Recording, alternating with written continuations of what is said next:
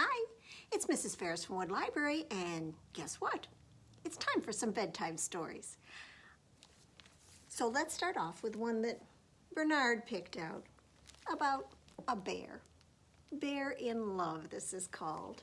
This is written by Daniel Pinkwater, and it's illustrated by Will Hillenbrand and published by Candlewick Press. A bear lived in the woods. He had a little cave just big enough for him. And every morning the bear would crawl out of his cave, rub his eyes, stretch, and feel the morning sun. And then, well, he would look around for something to eat.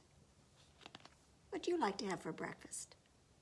Do you like cereal or toast? Waffles or eggs? I have no idea what he's going to have. Let's go on. Now this particular morning, Bear saw something on the flat rock in the clearing outside his cave. "What is that?" he said. It was orange and long and pointy and had green bushy leaves at one end. I bet you know what it is. But he didn't know. "It smells nice," the bear said. "It might be good to eat." So he nibbled on it. It's crunchy. It tastes good too. Yum! So off he went through the woods, singing a song to himself. Now, I don't know that there's any particular tune to this. He just loves to sing as he goes through the forest. Very good, very good, very good indeed. Very good, yum, yum, yum, very good indeed. Now, the next morning, when Bear crawled out of his cave, look! 2 more of them. 2 more of those crunchy things. Someone must have left them for me. I wonder who. So he went off through the woods singing a song to himself. I wonder who, I wonder who, I wonder who, I wonder who. Well, the next morning, when Bear crawled out of his cave, crunchy things, 3 of them, he said. I will eat 2 now and save 1 for later. But he ate them all. Someone is nice to leave these for me, Bear thought as he went off through the forest singing to himself. Someone is nice, someone is nice, very good. Yum, yum, yum, I wonder who. Because he still didn't know who was leaving all of these goodies for him. And the next morning, what? What? A whole bunch of them. Someone must like me to leave these good things. And he went off through the forest singing a song to himself and eating those yummy things. Someone must like me. Someone is nice, very good. Yum, yum, yum. Someone is nice. And obviously someone was. Now the bear followed some bees. He followed them to a hollow tree. And in the hollow tree, that's where there was a beehive. Honey, thought Bear. Well, now the bees were angry to have somebody at their hive, but the bear didn't care. He scooped out chunks of honeycomb with his claws and he licked the honey and he got all sticky with it. I will eat all this honey, Bear thought. No, not all. I will save some for the nice friend. And he went home through the woods, holding the honeycomb, singing, Sticky honey, nice, nice, nice. Sticky honey, nice, nice. Now Bear left the honeycomb on the flat rock. He watched from the mouth of his cave. He wanted to see who came to the flat rock. He wanted to see who had left him the nice things. He wanted to see who came, and he wanted to see the friend find the honeycomb. But he fell asleep, and when Bear awoke, the sun was shining. The honeycomb was gone, and there was a flower on the flat rock.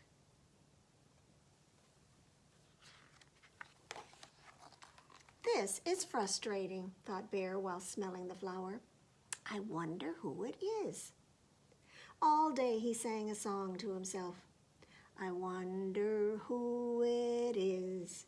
I wonder who it is. I wonder who it is. Now that night, the bear left blueberries on the rock. And he stayed right beside the rock and tried hard not to fall asleep. But he did. In the morning, every blueberry was gone, and there was a cookie on the rock. It was a big cookie, and it had raisins. This is special, Bear thought as he ate the cookie. This is extra special. And he sang, extra special, extra special, extra special, extra special. I hope he didn't sing with his mouth full. Now Bear went down the road where he usually did not go. He lifted a chocolate bar with only 2 bites missing out of a trash basket, and he took it to the flat rock. Extra special, Bear thought. He hummed and thought about what it would be like for someone to find the chocolate bar. Ha, ha,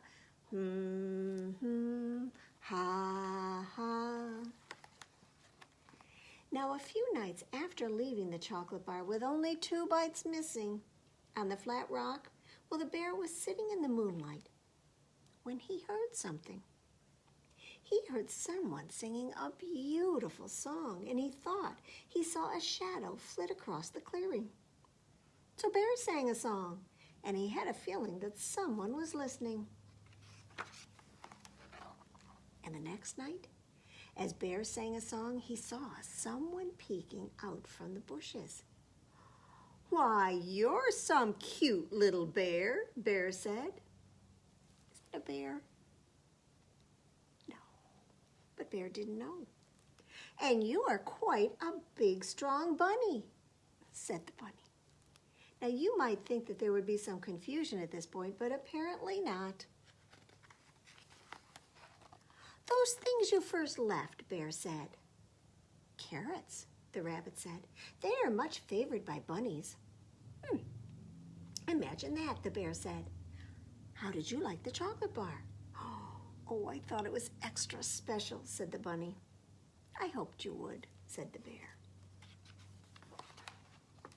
And then the 2 of them sat side by side in the clearing, singing songs as the sun went down. And you know what? Now those 2, Bear and Bunny, were the best of friends. And singing together is just something friends do. Well, should we do a finger play? Which one should we do? We're going to have a story about eating next, so maybe we should cook our hot dogs now. Have you already had your dinner? I haven't had mine yet, so I'm a little bit hungry, but I don't think I would eat my fingers. Can you put up your 5 fingers to pretend that they're the hot dogs and get your pan all ready? Is it nice and hot? I've got 5 little hot dogs. They're cooking in the pan. The grease got hot and one went bam. Let's fold one down. 4 little hot dogs are cooking in the pan. The grease got hot and one went bam. 3 little hot dogs are cooking in the pan. The grease got hot and one went bam. 2 little hot dogs are cooking in the pan. The grease got hot and one went bam. 1 little hot dog is cooking in the pan. The grease got hot and the one went bam. So no little hot dogs are cooking in the pan. The grease got hot and the pan went bam. Well, before we started that other story, I asked you what you like to have for breakfast. Now I'm wondering, what do you like to have for supper or dinner? I wonder if any of you had pizza. That's what this story is called. This is Pizza, and it's a little bear book by Frank Asch. He wrote it and drew the pictures, and Aladdin is the publisher of it. You see him peeking over the edge of the table?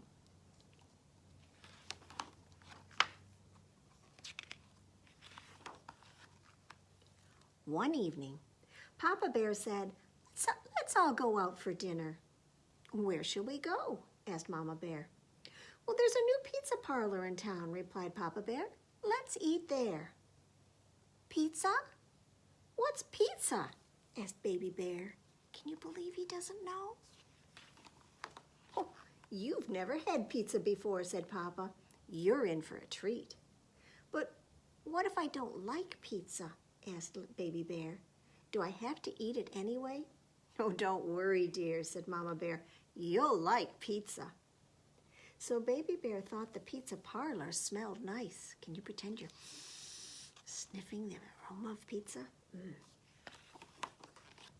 The family sat down at a small round table and ordered a large cheese pizza. And while they waited for their pizza to arrive, Baby Bear drew on the paper placemat with crayons. Do you want to see what he drew?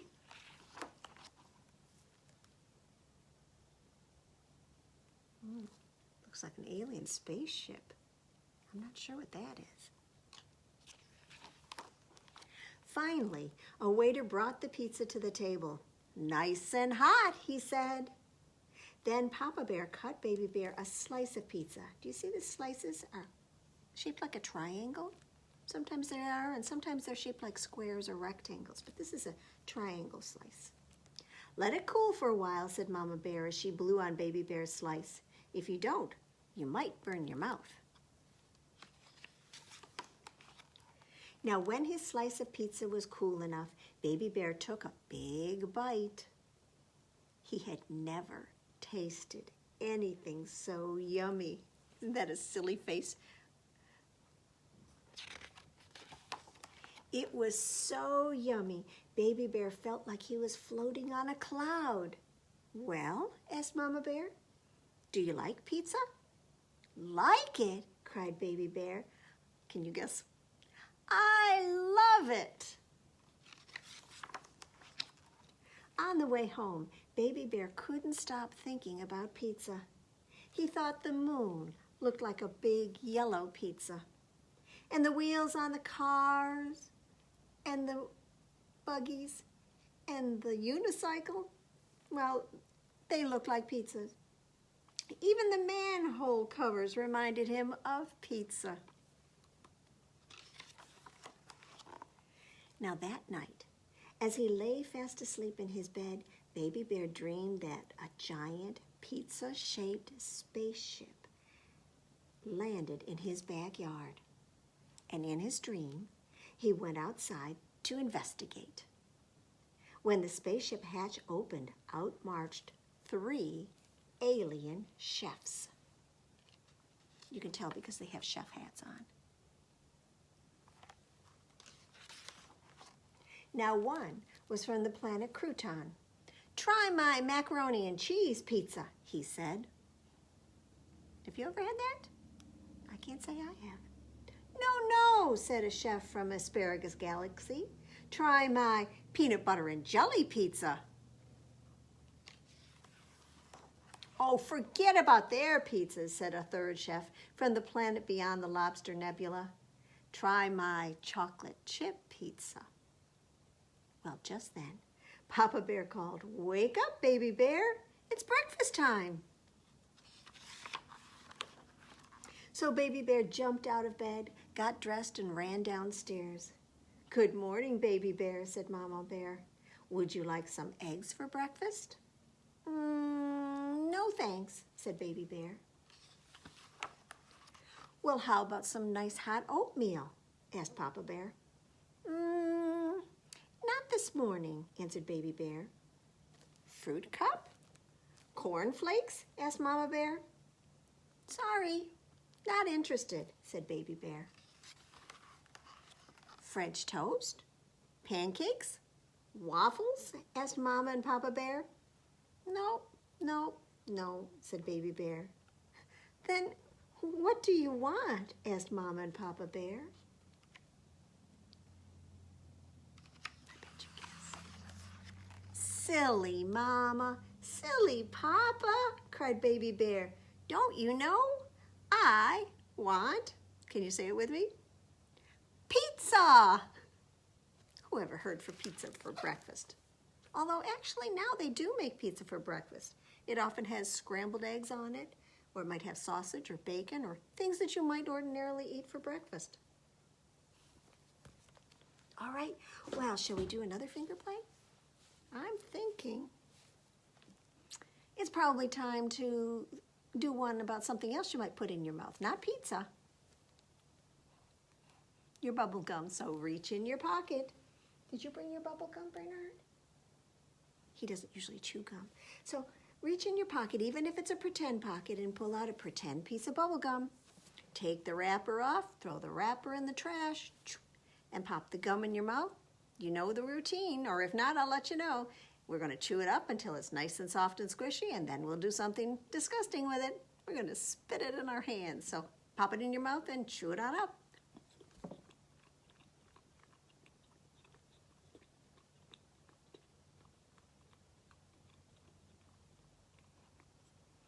So ready?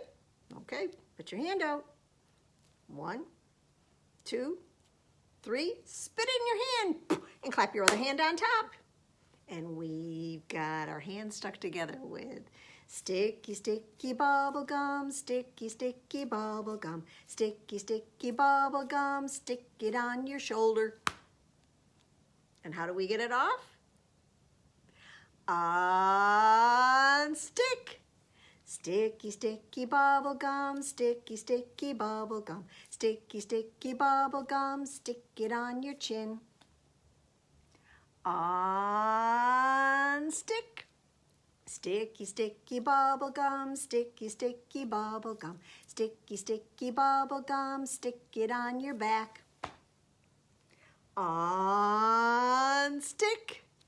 Sticky, sticky bubble gum, sticky, sticky bubble gum, sticky, sticky bubble gum, stick it on your nose. Unstick. Sticky, sticky bubble gum, sticky, sticky bubble gum, sticky, sticky bubble gum, stick it on your knee. Unstick. Sticky, sticky bubble gum, sticky, sticky bubble gum, sticky, sticky bubble gum, stick it on your cheek. Unstick. Sticky, sticky bubble gum, sticky, sticky bubble gum, sticky, sticky bubble gum. Stick it on Mom or Dad.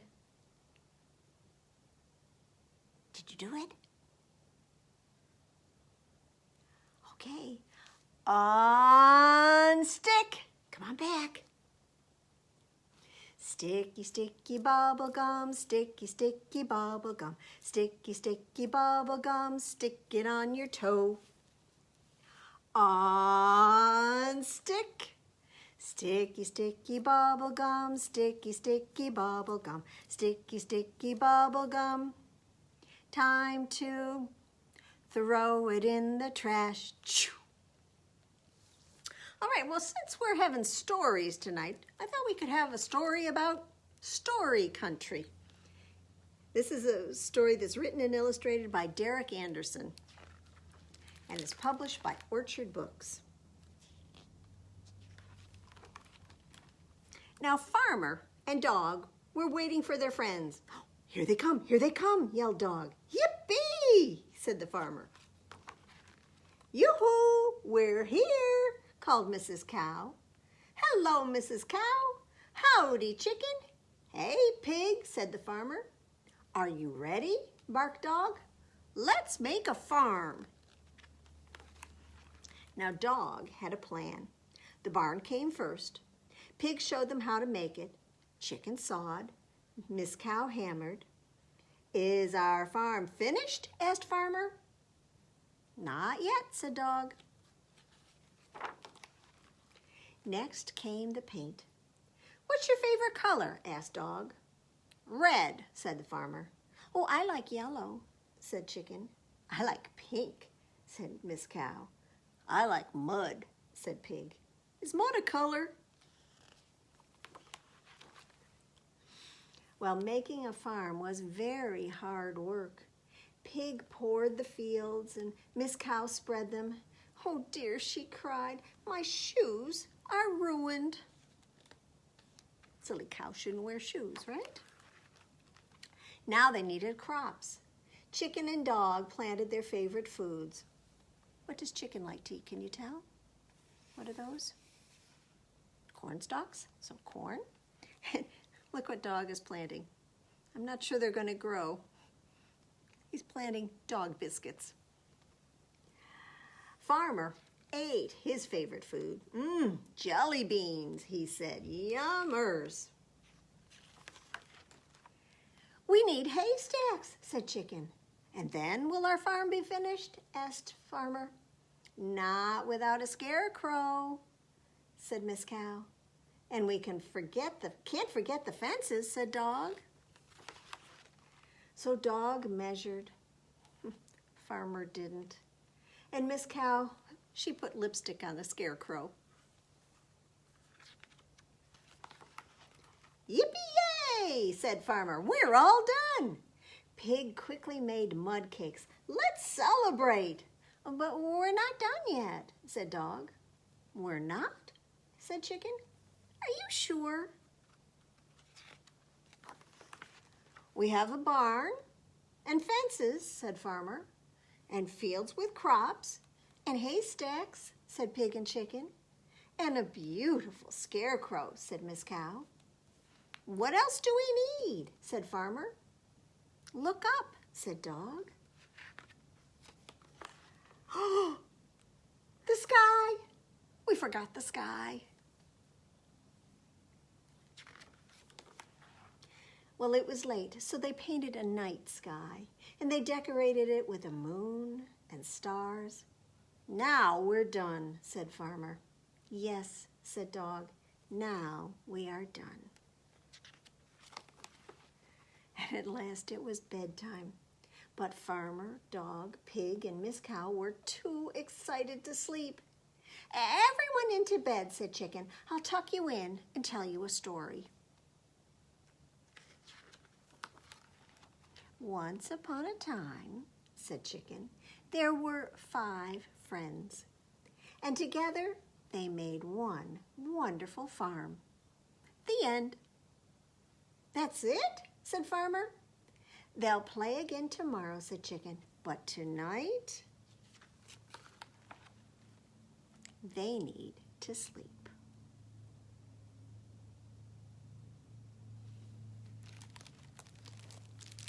All right. Well, should we do another finger play? They were all in bed, so you know what we should probably do. Can you get your 5 monkeys and get them ready to be in the bed? There were 5 little monkeys jumping on the bed. When one fell off, oh, he bumped his head. So his mama called the doctor, and the doctor said, no more monkeys jumping on the bed. So 4 little monkeys were jumping on the bed. One fell off and bumped his head. So mama called the doctor, and the doctor said, no more monkeys jumping on the bed. So 3 little monkeys were jumping on the bed. One fell off and bumped his head. So Mama called the doctor, and the doctor said, "No more monkeys jumping on the bed." So that means 2 little monkeys were jumping on the bed. One fell off and bumped his head. So Mama called the doctor, and the doctor said, "No more monkeys jumping on the bed." So that leaves how many? Did you say 1? 1 little monkey is jumping on the bed. When she fell off, oh, she bumped her head. But her mama called the doctor, and the doctor said, "No more monkeys jumping on the bed." Let's see. Let me just check our time here. I think we've got time for one more book before the flannel board. And this is one about going to bed. This is called I'm Not Sleepy. Moms and dads, do you ever hear that? I bet you do. This is written and illustrated by Jane Chapman and is published by Good Books. Now at bedtime, Grandma always carried Mo up to the top of the tree. "It's a long way up for a little owlet," she puffed, and she would go hop, jump, flutter, flump. Should we say that together? Hop, jump, flutter, my favorite one, flump. Now Grandmother smoothed the soft leaves into a cozy nest and sat Mo carefully in the middle. "Play with me?" giggled Mo. "Oh no, sweetie, it's time for bed," smiled Grandma, and she blew him a kiss and hopped down to her book. Now the stars were fading when Grandma heard a rustle. "Is that you, Mo?" "Yes, I haven't had my bedtime snack." The bedtime snack? Oh, how could I forget, thought Grandma. So she took one and went hop, jump, flutter, flump, up to the top of the tree. She took him a cracker, it looks like. Now Grandma sat and waited for Mo to finish his bedtime snack. "Play with me?" Mo muffled in between mouthfuls. "No, honey bun, it's time to go to sleep," said Grandma, and she blew him a kiss and hopped down to her book. Now the last bats were going home when the leaves began to rain down from above. "Mo?" Grandma called. "Is everything all right?" "No, and I'm not tucked in." "He's not tucked in," sighed Grandma. "Up we go." So hop, jump, flutter, flump, right to the top of the tree. And Grandma plumped and prodded and tucked and rolled until Mo looked like a wriggly green pancake. "Play with me?" he laughed. "No, Pickle, it's bedtime," said Grandma. "No more noise now, unless there's an emergency." And then she blew him a kiss and hopped down to her book. Grandma sat in the stillness. All was quiet at last. She was just about to start reading when, "Grandma, Grandma, it's an emergency!" "It's an emergency," thought Grandma. "Oh my goodness!" "What is it? What's the emergency?" puffed Grandma. "I'm not sleepy," said Mo. "I don't want to go to bed. I want to play."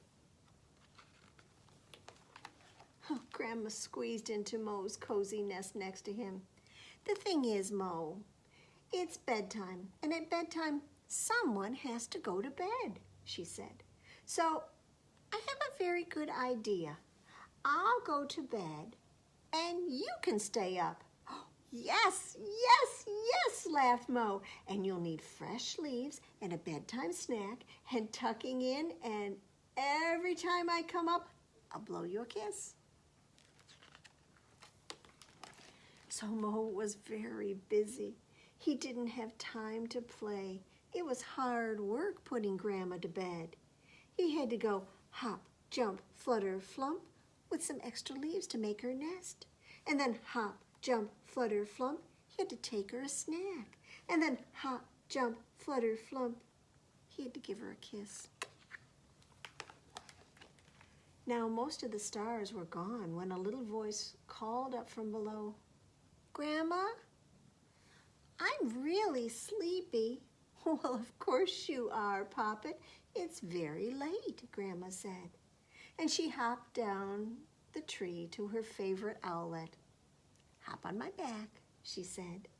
And then, with a hop, and a jump, and a flutter, and a flump, Grandma carried Mo all the way up to his nest at the top of the tree. Grandma snuggled Mo down and folded soft leaves over him. "Time for bed," she smiled. And then Grandma smoothed Mo's feathers gently. She blew him a kiss and hopped back down the tree to her book. Do you think she got to read it? I hope so. All right, can you wiggle your fingers? And how about your toes? Can you wiggle your shoulders and even your nose? Can you wiggle your elbows and slap your knees and stretch your arms up? And then get ready, please, because Bearnard picked a story about a bear for our flannel board today. This is Buster Bear. I hope you can see him there. He's kind of dark. Now, Buster Bear is very proud of himself because do you know what he can do? He can get dressed all by himself. He can. He's going to show you. Now, what is this? What is that, Buster? He says it's a shirt. And he likes to put his shirt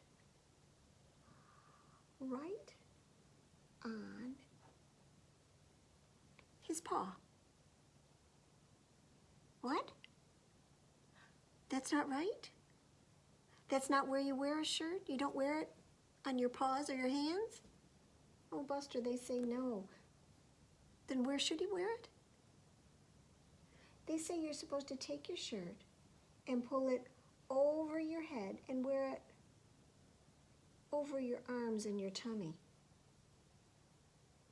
He says that feels good. He'll try and remember that for next time. Let's take it off for now. Now, what else do you have to put on? Oh, he's got some very handsome blue pants. And he likes to wear his blue pants right on his head, just like that. Oh, that isn't right either? Buster, they say you don't wear pants on your head unless you really want to look silly. So where should he be putting his pants? Oh, Buster, they say you're supposed to pull your pants up over your legs. Well, that looks pretty good. Do you like that? He does. Okay, let's remember that. Now, Buster also has a hat. And he likes to wear his hat right on his nose. Keeps it nice and warm. You don't wear hats on your noses? Right now we're wearing masks on our noses, aren't we? But hats? No, Buster. So where should he put his hat? Oh, you know what they're telling us? You should wear your hat on top of your head. Like that? Like that. Fits right between your ears. And the last thing that Buster has, he has some beautiful red shoes. And he likes to wear them on his other paw. Both of them. Now even that To me, that looks silly. I don't think you're supposed to wear your shoes on your paws, at least not those paws. Are we right? Should we tell him where he should be wearing his shoes? You should be wearing them on these paws, on your feet. So let's try that. One here and one here. You know what? They fit just right. Imagine that. All right, Buster, so it's time. Let's see if you can get dressed all by yourself. You tell me where you want to put things and I'll help you into them. Although that won't be getting dressed by himself, but I think he does need a little help. Okay, shirt goes where? He says over his head and onto his arms and tummy. Got that one right. Okay, Buster, now we've got your shorts or your pants. Where do they go? He said he's supposed to pull them up over his legs. Oh, that looks pretty good. And how about his shoes? His nice red shoes? You don't wear them on your ears. You don't wear them on your hands. You wear them on your, what'd you say? On his feet, he thinks. So let's put a shoe here and a shoe here. And the last thing he has is that hat. And you know it doesn't go on your nose, so where would you like your hat, Buster? He said, on his head. And there he is, all ready to go. And he got dressed, all by himself, with a little bit of help from you and me. Today was kind of a strange day for getting dressed, and we didn't have to wear our heavy coats or mittens or boots. I don't know if that's going to stay, but thank you, Buster. You did a nice job of getting dressed. So we're going to finish up with one of our Sandra Boynton books, and I thought this week we'd have Pajama Time because we were just talking about the clothes that Buster was wearing, and pajamas are what you wear to bed, or nightgowns, but these are all in pajamas. Well, the moon is up. It's getting late. Let's get ready to celebrate. It's pajama time. Pull on the bottoms, put on the top. Get yourself ready to pajama debop. It's pajama time. Now some are old. Uh-oh, it's got a hole. And some are new. Some are red, like Bearnard. Do you recognize him in the book? That's him. And some are blue. Some are fuzzy. And some are not. But we can pajama in whatever we've got. It's pajama time. Oh yes, it's pajama time. Now some are pink, and some are green, and some are the ugliest we've ever seen. They might be stripy or polka dot, but we can pajama in whatever we've got. It's pajama time.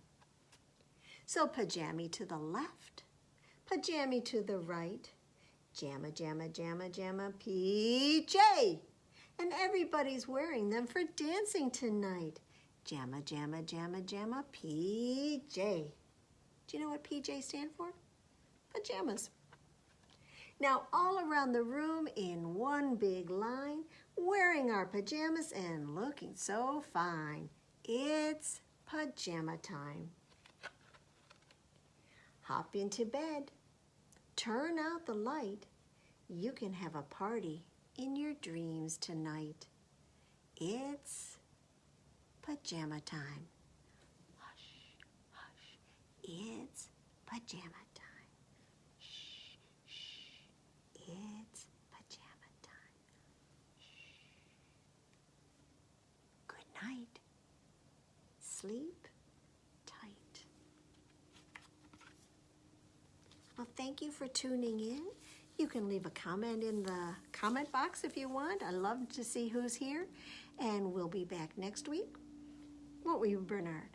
We'll be back with some more stories, something fun on the flannel board, and I'll be sure to bring my sticky bubble gum.